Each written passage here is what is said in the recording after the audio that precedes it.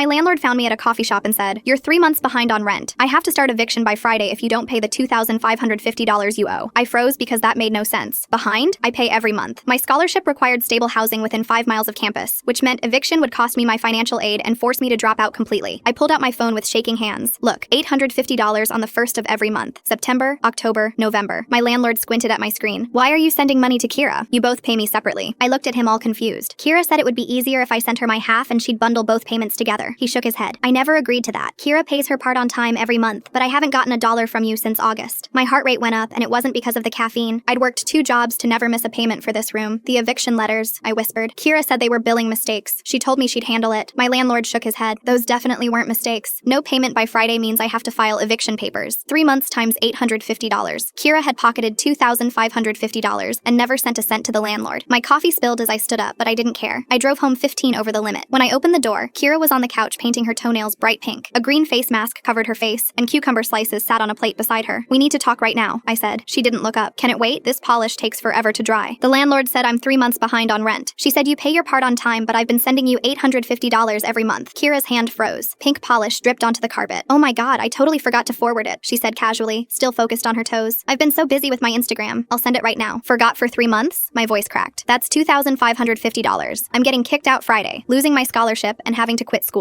She sighed like I was being annoying. "It's not that serious. I had expenses come up. I was going to pay it back eventually." That's when I saw the shopping bags behind the couch. 3 bags with designer logos from stores I'd never entered. "What expenses? Those bags? Your Miami trip last month?" Kira shrugged and went back to her nails. "I needed a mental health break. College is stressful." My hands clenched into fists. "I've been eating ramen for every meal. I skipped my best friend's birthday because I couldn't afford it. I had panic attacks over those letters thinking I'd be homeless. Those nights flooded back, crying alone at 2 a.m. The shame of thinking I'd messed up. The fear of calling my parents to admit I was failing. And you knew," I continued. "You watched me fall apart and told me they were mistakes. You promised you'd handle it." Kira blew on her nails, looking bored. "I was going to fix it eventually." "Eventually?" I screamed. "I'm getting kicked out in 3 days." She rolled her eyes. "You're being dramatic. Just ask your parents for money." That's when I noticed the gold bracelet on her wrist. Delicate and expensive. My rent money turned into jewelry. I called the landlord right there. "I'm filing a police report," I said. "Kira stole my rent payments. I have Venmo proof." My landlord's voice turned serious. "Come to my office tomorrow morning with your records. Bring your roommate." Kira jumped up, knocking over the polish bottle. Pink liquid spread across the carpet. "You're seriously calling the cops? You stole $2,550 from me and almost destroyed my future," I said coldly. "What did you expect?" The next morning, we sat in my landlord's office. Kira's parents were on speakerphone. Her mother was crying. "She'll pay everything back," her father said. "Please don't call the police." My landlord wouldn't back down. "Your daughter committed theft and almost cost my tenant her education. I'm ending her lease immediately. She has 48 hours to leave." Kira was crying, mascara running down her face in black streaks. But I felt nothing except cold relief. She lost her apartment that week, but I kept her designer bags. I never spoke to her again.